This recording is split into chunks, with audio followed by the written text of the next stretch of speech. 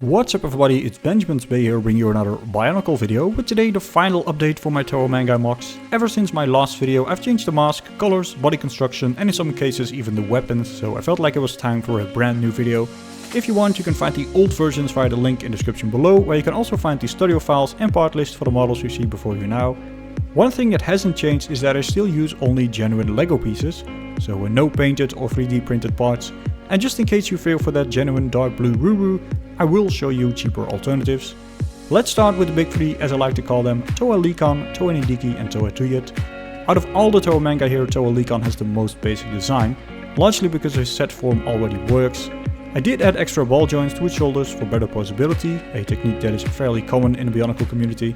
I also added details to his arms and legs and lift arms on the back of his feet to make them look better. You notice that's a change with all of the upcoming models. Next up is Toa Nidiki, which is still fairly basic.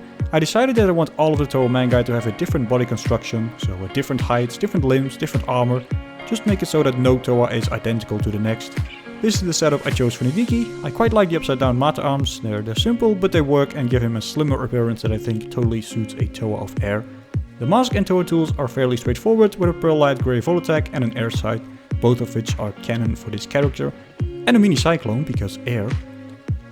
Here we have Toa Tuyet with a dark blue and pearl light grey color scheme, barbed broadsword and a genuine dark blue Ruru. If you prefer a cheaper mask, you can also stick with a trans dark blue Cow that looks pretty menacing. Her upper legs are worth a special mention because they're slightly longer than Likan's upper legs for more variety in the team, and you'll see this technique come back a few times. And another quick honorable mention for the barbed broadsword. Toa Neo is the final Toa Mangai known by name.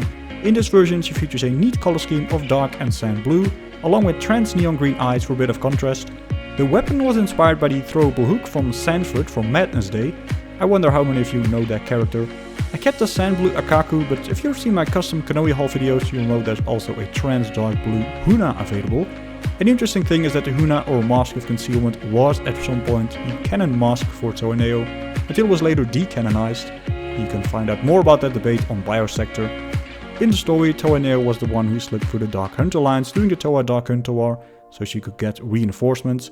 Based on that, a Mask of Concealment would make sense, but I still prefer the Akaku, both because of its color and wall hacks that would also be fairly useful to evade your enemies. The first unnamed Toa we'll look at is the Toa Mangai of Earth. I created a lot of different versions for this one over the years, but I think the final result made it all worthwhile. Upside down Metru torso, and as a Toa tool a flail and shield, all of which you may already have seen on my channel. Ultimately I wanted this team to feature a combination of the best Toa tools I designed, so you will see a wide variety of techniques. Here's the Toa Mangai of Stone, lovely color combination of Metru Brown and Pearl Gold, and of course the epic Fire Axe makes a return, this time recolored and slightly larger. I included another shield in the team because I always felt like there were not enough shields in the Bionicle universe compared to offensive weapons like swords and spears. In addition, I thought I would spice things up by giving a heavy Toa of Stone a Mask of Levitation. I suppose it does make sense to have another member on your team who can operate from the sky next to Toa Likan. Next up is one of my favorite Toa MOCs I ever built, the Toa Mangai of Plant Life. It features a wild color scheme of various shades of green and blue, a ton of shrubbery, a vine cutter as a Toa tool, and a Kanoe Zath. It's not the canon mask for this Toa because that's the Mask of Healing, but in terms of aesthetics it totally works to create a bearded Toa. The next 4 Toa became gradually harder to design because they're all Toa Mangai of Ice. The first one has the Kanoe Road, the canon mask, with a color scheme of white, black and flat silver, and Ice Shuriken for Toa tools that can also use to fly, so that we have yet another member high up in the sky, who can also throw chrome silver harpoons.